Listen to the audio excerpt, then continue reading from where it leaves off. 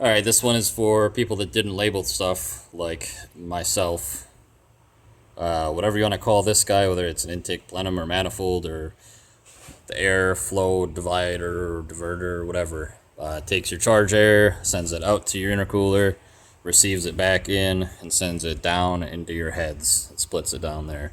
But getting all your boost tubes and your intake heaters wired and plumbed back up was something that I struggled with because I did not take good enough pictures and did not label stuff.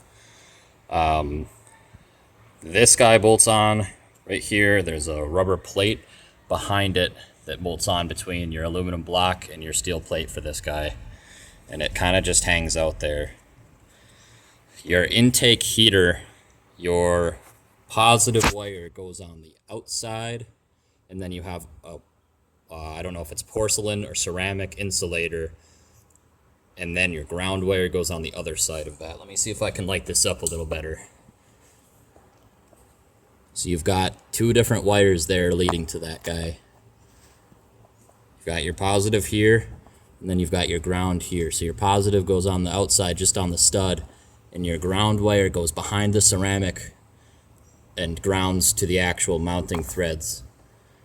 So that was something that I struggled with for a little bit.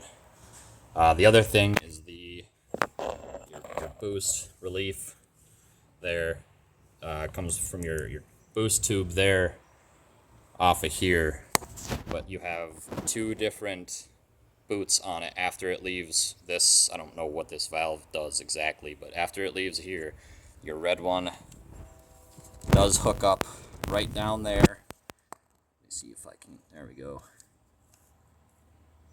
Does hook up right there. And then it continues on back underneath your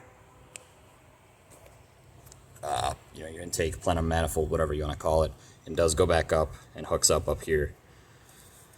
And then your green one goes to your intake, your non-charge intake boot that goes to your turbo, I think. Either that or it goes to the intercooler one. I'm gonna go look at those two real quick, and I'll let you know which one it goes to. Alright, I found which one it is. It does go to your non-charge, just your intake into the turbo. This is not actually the one. I've got the new KC turbo on here, so there is a new intake tube, but I'm just using the old one for demonstration purposes here.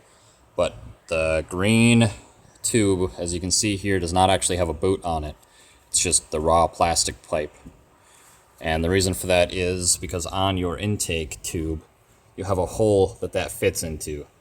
So that's going to go underneath here and end up plugging in to your intake tube right there. So that's what I've been working on for a little bit here today. I just wanted to make a video to try and let people know. Oh, and then one last thing, I guess, is there is another. Let me see if I can find it down here. That guy right there. That one coming back out of the bottom of this guy here leads to whatever switch this is. I don't know if this is the boost sensor or switch. I don't know what they all are. But you have a rubber hose coming off of that. That leads back over, and that tube goes on to that fitting there. So that should complete all of your fittings and plugs on this. So your green plug goes up top, your black plug goes down below. There it is. Black plug goes down below. Your red one plugs into down there, right center of screen, right next to the right of that orange thing. And then goes over to your boost limiter valve there, your not blow off, whatever the fuck you want to call it. Your green one just goes from there underneath to your intake tube. And then from here down to the fitting down below. Way too bright. And then your intake heater has your hot on the outside of just the studs, then your ceramic spacer, and then your ground on the back side of that ceramic deal. And then this just mounts with the one bolt on the bottom side there. And there's a rubber isolator plate that allows this to just spin freely and hang out there. So hopefully that helps somebody, because I would have liked that for mine.